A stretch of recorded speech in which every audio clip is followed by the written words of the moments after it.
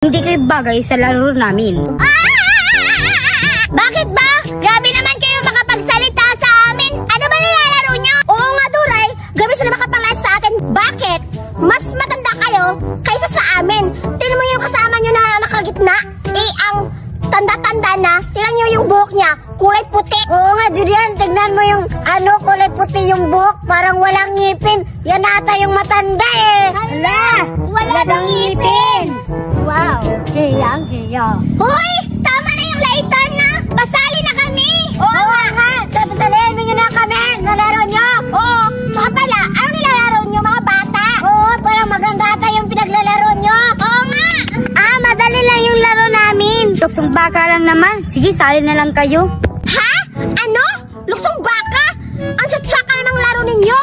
Gusto namin maganda. Si Burataya ang pipili sa laro natin ngayon. Payag ba kayo?